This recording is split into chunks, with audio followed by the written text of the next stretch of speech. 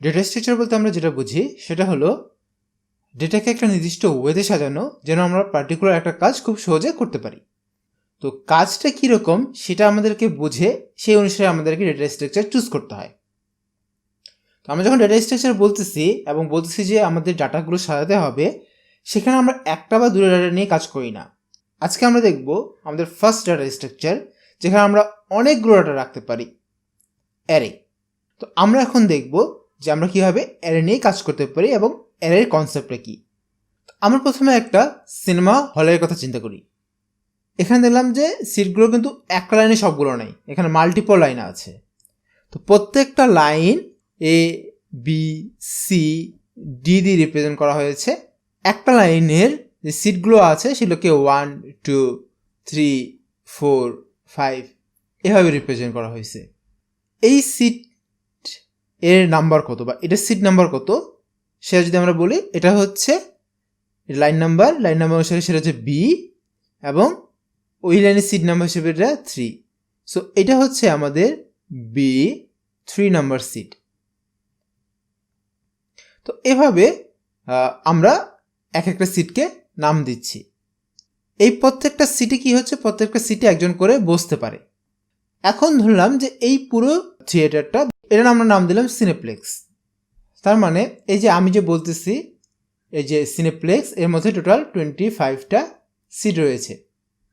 Cineplex এখন আমার যদি একটা ভেরিয়েবল হয়, এর মধ্যে আমি 25টা ডাটা রাখতে পারতেছি। তো যখন আমি বলতেছি সিট, পার্টিকুলার একটা সিট, তখন এটা হচ্ছে একটা ডাটা হিসেবে বা একটা আইটেম হিসেবে কাজ করতেছে, এবং অনেকগুলো আইটেম মিলে আমাদের এই পুরোটাই তৈরি হচ্ছে, যেটাকে আমরা বলছি সিনেপ্লেক্স।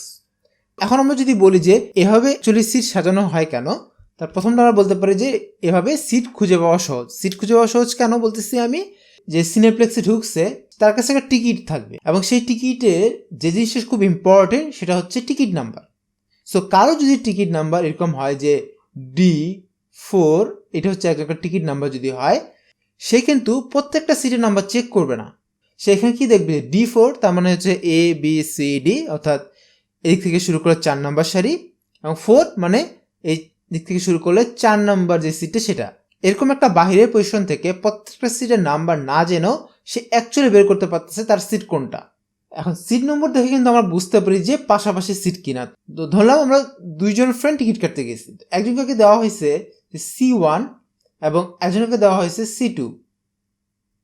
তো এটা দেখে আমরা বুঝতে পারতেছি যে তারা হচ্ছে একই লাইনে বসতেছে, যেহেতু সি লাইন একই লাইনে বসবে, এবং যেহেতু 1 এবং 2 পাশাপাশি, 1 এর পর 2 আসে, তার মানে এই সি দুটো পাশাপাশি। যদি এমন হতো যে একজন C1 পেয়েছে এবং আরেকজন পেয়েছে C4, তাহলে বোঝা যাচ্ছে যে তারা একই লাইনে আছে, বাট তাদের সিট কিন্তু পাশাপাশি না। আমরা যদি বের করতে পারি যে এটা হচ্ছে C3, তাহলে তার পরেরটা হবে C4।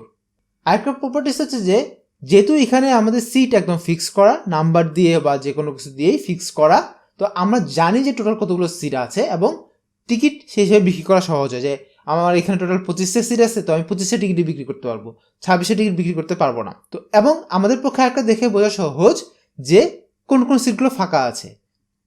যেমন এমন যদি হয় যে এই সিটটা বুক হয়ে গেছে, এই সিটটা ফাঁকা আছে এবং এই দুটো সিট বুক, আবার এই দুটো সিট ফাঁকা, এই সিটটা বুক, এবং দুইজন ফ্রেন্ড যদি আসে এবং তারা যদি পাশাপাশি সিট চায়, তখন আমি এখান থেকে সহজে বলতে দিতে পারবো যে আমরা হয় তাকে এটা সিট দিতে পারি বা এই দুটো সিট দিতে পারি। তো আমরা এখন কিছু অসুবিধা দেখে ফেলি যে এভাবে সিট সাজানোর অসুবিধাগুলো কী কী। একটা হচ্ছে মাঝখানে কাউকে বসানো কঠিন। মাঝখানে কাউকে বসানো কঠিন কেন বললাম, ধরলাম এ সিটটা বুক হয়ে গেছে,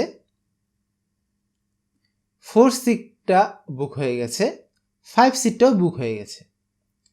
তো দুজন ফ্রেন্ড টিকিট কাটতে গেছে, A2 এবং A3, তাকে সি দুটো দেওয়া হলো। তো এ দুটো এট এ টাইম বুক করা হলো দুজন ফ্রেন্ডের জন্য। তো তাহলে তারা পাচ্ছে কি, তারা পাচ্ছে A2 এবং A3, এ দুটো সিট পাচ্ছে, এ দুটো সিট তারা পাচ্ছে।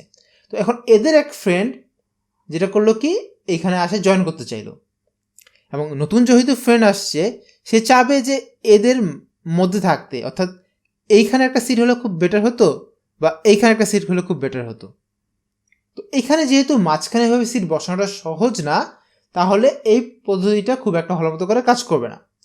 যেই পদ্ধতিতে আমরা কাজটা করতে পারি সেটা হলো যে এদের যারা সিট নাম্বারগুলো ছিল তাদেরকে একটু পিছিয়ে দিতে পারি। যেমন যে 5 ছিল, একে আমরা এখানে B1 এ দিলাম যেহেতু সিঙ্গেল, এবং এ চলে আসলো এখন এখানে, এরপর এ চলে যাবে এখানে।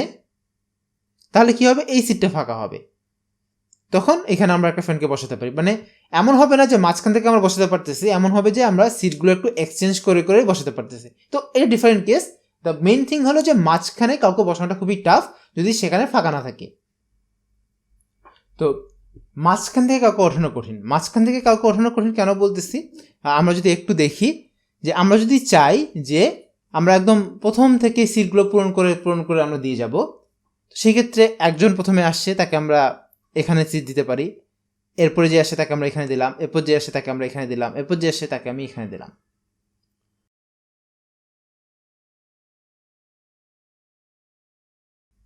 এবং তারপরে জনকে এখানে দিলাম। এভাবে কিন্তু আমরা যখন সিট বুক করতেছি তখন এমন যদি হয় যে মাঝখান থেকে একজন চলে যেতে চাচ্ছে, তো ধরলাম যে 3 সে চলে যাবে, এই সিট কিন্তু ফাঁকা হয়ে গেল। কিন্তু আমরা চাচ্ছি যে এভাবে ফাঁকা আমরা রাখবো না, একদম প্রথম থেকে কমপ্লিট করে আসবো। তখন আমাদেরকে যেটা করতে হবে যে এই যে 4-এ ছিল তাকে এখানে নিয়ে আসতে হবে, যে 5-এ ছিল তাকে এখানে নিয়ে আসতে হবে, যে এখানে ছিল তাকে আবার এখানে নিয়ে আসতে হবে, এভাবে সাজাতে হবে। বা আমরা শেষ থেকে কাউকে একজন কাকে এই সিট বসা দিতে পারি।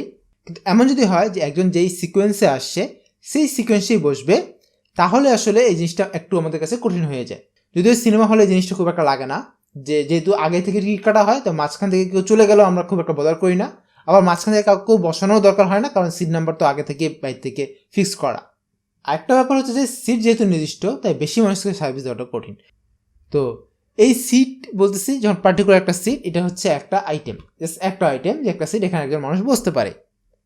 এবং আমি যখন এই পুরো সিনেপ্লেক্সের কথা বলতেছি, এই সিনেপ্লেক্স এটা হচ্ছে একটা array of seats. Array of seats মানে এখানে হচ্ছে অনেকগুলো সিট আছে, অনেকগুলো আইটেম আছে, সেই অনেকগুলো আইটেমকে কম্বাইনলি আমি একটা নাম দিচ্ছি, সেটা হচ্ছে সিনেপ্লেক্স।